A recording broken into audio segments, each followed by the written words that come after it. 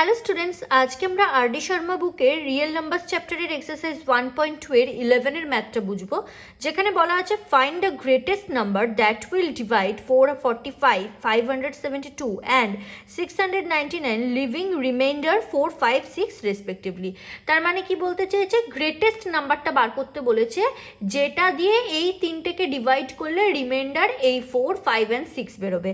আমি আগের ভিডিওতেও তোমাদের সাথে আলোচনা করেছিলাম যে গ্রেটেস্ট নাম্বার বললে বা লার্জেস্ট নাম্বার বললে তখন আমরা কি করব, আমরা এইচসিএফ বার করব। কিন্তু এখানে যদি আমরা এইচসিএফ ডাইরেক্টলি বার করি তাহলে আমরা মেলাতে পারবো না। কেন মেলাতে পারবো না? কেন এখানে বলা আছে যে রিমাইন্ডার 4, 5, 6 পড়ে থাকবে।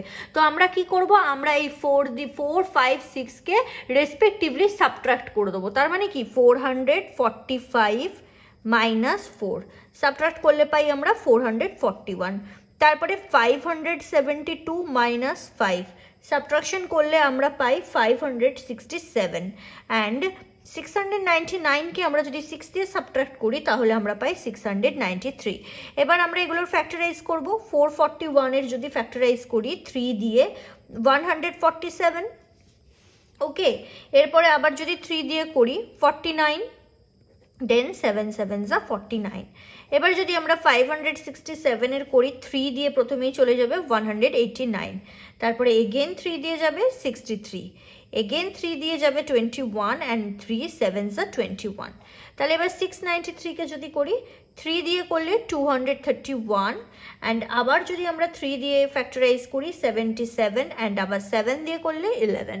ঠিক আছে, তাহলে এইগুলো বেরিয়ে গেল। তাহলে আমরা কি লিখবো, 441 equals to 3 square into 7 square, 567 equals to 3 to the power 4 into 7 and 693 equals to 3 square into 7 into 11। তাহলে আমরা HCF কি করে বার করি? আমরা HCF এর ক্ষেত্রে জানি যেই নাম্বারগুলো মিলছে আগে আমরা সেই নাম্বারগুলো লিখে নিই 3 and 7, আর তাহলে তাদের যে স্মলেস্ট এক্সপোনেন্ট সেটা আমরা নিই। তাহলে এখানে স্মলেস্ট এক্সপোনেন্ট 3 এর কি আছে, স্কোয়ার আছে, আর 7 এর কি আছে, শুধু 1। তার মানে 3 3 is 9 into 7, that is 63। তাহলে অ্যান্সার উইল বি 63।